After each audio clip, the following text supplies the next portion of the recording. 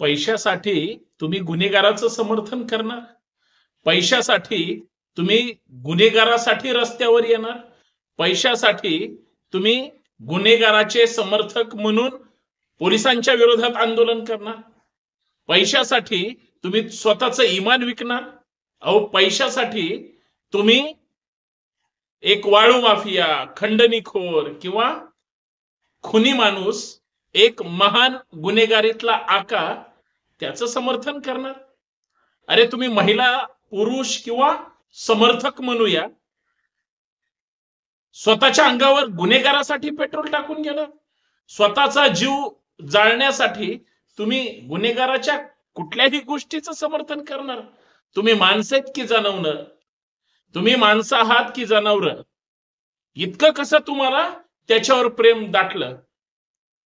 तो काय धुतलेल्या तांदळासारखा आहे का? बरं, त्यांनी काय चांगली कामं केली, 1 2 3 अशी काही सांगा. दुसऱ्या दादागिरी करून, खंडण्या मागून, खंडणीमध्ये अडथळा येतोय म्हणून एखाद्या सरपंचाचा जीव घेऊन असा माणूस परळीमध्ये, बीडमध्ये राहतोय आणि त्याच्या गावातली मंडळी सपशेल रस्त्यावर येतात.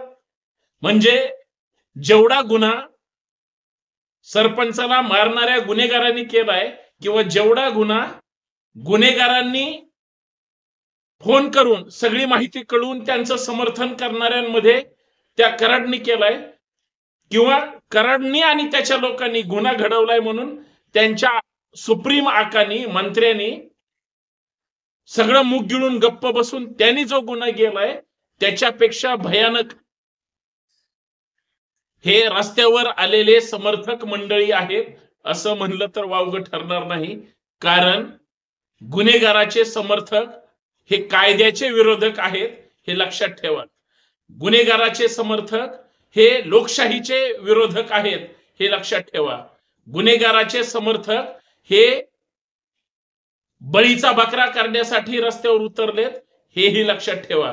गुन्हेगाराचे समर्थक हे विकृतीचे समर्थक आहेत, हे लक्षात ठेवा. आणि सगळ्यात महत्वाचं, हे सगळं महाराष्ट्र पाहतोय, परंतु एका गुन्हेगारावर गुन्ह्यामध्ये प्रत्यक्ष सहभाग असल्यानंतर आणि पुरावे नष्ट करणाऱ्यांच्या विरोधात किंवा गुन्हा करणाऱ्यांच्या विरोधात, गुन्हेगारांच्या विरोधात सगळी शक्ती एकवटल्यानंतर ज्यावेळेस राज्य सरकारला वेठीस धरलं, मुख्यमंत्री, उपमुख्यमंत्री, गृहमंत्र्यांना वेठीस धरलं, प्रशासनाला धारेवर धरलं, त्यावेळेस कुठं तपास एका योग्य मार्गाने सुरू आहे. आणि मग त्याच्यामध्ये एसआयटीची एंट्री झाली, त्याच्यामध्ये सीआयडीची एंट्री झाली. स्थानिक पोलिसांनी हे सगळं प्रकरण दाबण्याचा प्रयत्न केला.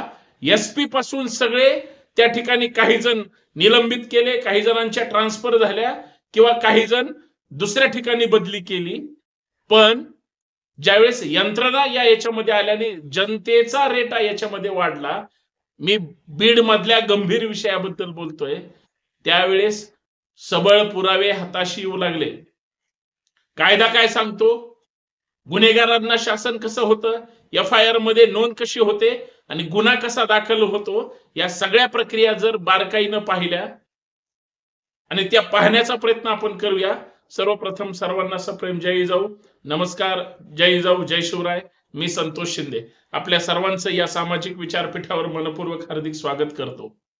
विनंती एवढीच आहे, व्हिडिओ शेवटपर्यंत पहा, जास्तीत जास्त शेअर करा. सगळ्यात महत्वाचं, आपलं हे YouTube चॅनल जास्तीत जास्त सबस्क्राईब करा, फॉलो करा.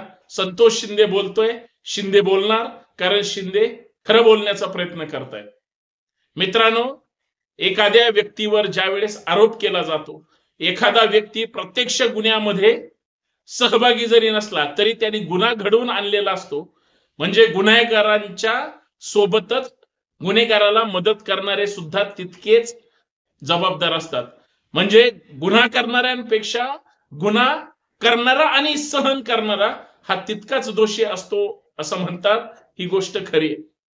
ज्यावेळेस तपास ताकदीनं त्या ठिकाणी होऊ लागला, गुन्हेगारांनी सरपंचाला मारल्यानंतर जो व्हिडिओ कॉल करण्यात आला आणि साहेब आम्ही असं असं केलंय, अशा अशा पद्धतीनं मारलंय, कसं वाटतंय तुम्हाला, आम्ही तर हलाहल करून मारलंय, त्यावेळेस समोरचा म्हणतो एक नंबर झालंय किंवा तुम्ही जे काही केलंय ते योग्य केलंय, अजिबात काळजी करू नका, मी तुमच्या सोबत आहे, असंच काहीतरी बोललं असेल ना. मग बोलल्यानंतर जो काही 1 मिनिट 2 मिनिट 5 मिनिट जो काही संवाद झाला त्याचा सीडीआर मिळाला. त्याच्यातून जे काही व्हिडिओ काढले होते नंतर डिलीट केले असतील, एव्हिडन्स सुद्धा नष्ट केला. एव्हिडन्स नष्ट करणे, पुरावा नष्ट करणे हा सुद्धा सगळ्यात मोठा गुन्हा आहे. म्हणजे एका व्यक्तीला माहित होतं, तो व्यक्ती कोण आहे हे सोडून द्या, पण एका व्यक्तीला माहित होतं की खून झालाय, हलहाल करून मारलंय, पण त्याचा आनंद उत्सव साजरा करण्याच्या नादात यांनी त्या गुन्ह्याचं समर्थन केलं. आणि ज्यावेळेस पोलिसांना धारेवर धरण्याचा प्रयत्न केला की तुम्ही गुन्हेगारांना वाचवताय, त्यावेळेस मग सरकारने एसआयटी स्थापन केली, सीआयडी स्थापन केली, सीआयडीच्या पोलिसांनी तपास केला. मग सगळं प्रकरण हळूहळू हळूहळू बाहेर आली. पोलिसांना हे पटलं की होय, गुन्हा घडल्यानंतर किंवा मारहाण करत असताना जो व्हिडिओ कॉल केला होता, जे आनंद उत्सव त्यांच्या चेहऱ्यावर जाणवत होता, तो कराड आणि मच्छिंद्र चाटे असेल किंवा तो घुले असेल, काय अजून सांगळे असेल, ही सगळी आरोपी मंडळी जे मोकामध्ये त्या ठिकाणी चार्ज फ्रेम झालेला आहे, संघटित गुन्हेगारी आहे. खंडणी मागणे, धमकी देणे, एखाद्याचं अपहरण करणे, एखाद्याला पैशाची मागणी करणे, या प्रकरणामध्ये खंडणीचे गुन्हे दाखल होतात. आणि खंडणी हे संघटित असते, 1 2 3 लोकांचं काम नसतं, 4 5 लोकांच्या वर जे लोक असतात अशा लोकांवर खंडणी आणि मोका लागतो. हे सगळं झाल्यानंतर आणि त्याच्यात कराडचा संबंध आल्यानंतर कराडवर गुन्हा दाखल झाला. आता या सगळ्या चर्चेमध्ये जातीचा काय संबंध आहे? या सगळ्या प्रकरणामध्ये निष्पापांचा काय संबंध आहे? कुठलाही गुन्हा सर्वसामान्य निष्पाप व्यक्तीवर दाखल होत नाही. कुठलाही गुन्ह्यामध्ये प्रत्यक्ष संबंध, सहभाग किंवा मदत करणे या सगळ्या गोष्टीतून त्या ठिकाणी आरोपी म्हणून तो गुन्हा दाखल होतो. गुन्हा दाखल झाल्यानंतर गुन्हा खोटा दाखल केलाय असं म्हणणं आणि आरोपीच्या बाजूने रस्त्यावर येणं, आरोपीच्या समर्थनार्थ त्या ठिकाणी मोर्चे करणं, आंदोलन करणं, रस्ता रोको करणं, रस्त्यावर झोपणं, पेट्रोल टाकून जाळून घेण्याचा प्रयत्न करणं, म्हणजे ज्या लोकांनी सरपंच देशमुखांची हत्या केली, ज्या लोकांनी सरपंच देशमुखांच्या हत्याराशी व्हिडिओ कॉलवर संपर्क केलाय, संवाद साधलाय, किंवा ज्या लोकांनी आरोपीचं समर्थन करत हे सगळे गुन्हे खोटे आहेत असं म्हणणं, म्हणजे प्रत्यक्ष ज्यांनी गुन्हा केलाय त्यांचं समर्थन करण्यासारखं आहे. म्हणजे जे स्वतःच्या अंगावर पेट्रोल टाकून घेतात, जे म्हणतात आमच्यावर खोटे गुन्हे झालेत, आमच्या अन्नावर, आमच्या कराडवर, ते समर्थक जे रस्त्यावर उतरतात ते सगळे गुन्हेगाराचं समर्थन करणारे, अर्थात यांना सुद्धा पार्टी केलं पाहिजे असं म्हणलं तरी वावगं ठरणार नाही. भोळा बाबडा समाज आहे, भोळी बाबडी लोक आहेत म्हणून त्यांच्यावर गुन्हा दाखल खरं तर करू नये किंवा होणार पण नाही. परंतु कराड किंवा कराडच्या चेल्याचा पट्यांकडून मंत्री महोदय सुद्धा रात्रीच किंवा पहाटे परळीमध्ये पोहोचले, त्याच्यानंतर समर्थक जागे झाले. म्हणजे कराडसाठी तुम्ही आता रस्त्यावर उतरा, काय करायचं ते करा, जाळपोळ करा, मी तुमच्या पाठीशी आहे मंत्री म्हणून, परंतु तुमचा विरोध परळीमध्ये दिसला पाहिजे. असं जर मुंड्यांकडून, मंत्री महोदयांकडून होणार असेल तर हे सुद्धा प्रचंड गंभीर आहे. मला एवढंच सांगायचंय की या सगळ्या ह्याच्यामध्ये गुन्हेगाराचं समर्थन करणं हा सुद्धा सगळ्यात मोठा शुद्ध गुन्हा आहे. आणि हे जर महाराष्ट्रामध्ये, बीड जिल्ह्यामध्ये, परळीमध्ये किंवा इतर ठिकाणी घडत असेल तर गुन्हेगाराचं समर्थन पैशासाठी करता येते. तुम्ही कराडनी अत्यंत विकृतपणे इतकं हलहल करून मारलंय, ते कुणालाही मारू नये, शत्रूचं सुद्धा वाईट होऊ नये अशी चर्चा महाराष्ट्रात सगळे करतायत. बीडचे लोक काय डोळ्यावर पट्टी बांधून बसलेत का? दुसरी गोष्ट, समर्थन कोणाचं करताय? पैशासाठी. म्हणजे कराड काय उद्या 2-5 रुपये देईल किंवा मंत्री काहीतरी काम देईल किंवा अजून काहीतरी देईल किंवा तुमची घरं भागवल, किंवा तुम्ही पैशाच्या लोभासाठी स्वतःचं इमान विकणार निष्पापाला मारलंय आणि तुम्ही त्या आरोपीचं समर्थन करताय? लाज तर वाटलीच पाहिजे, पण आत्मपरीक्षण केलं पाहिजे.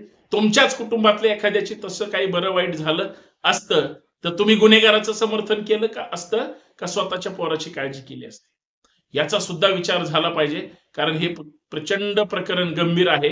गुन्हेगाराचं समर्थन करणं हे फक्त लोभासाठी, पैशासाठी, स्वार्थासाठी असेल तर ते प्रचंड दुर्दैवी आहे. हा सगळा पैशाचा खेळ आहे.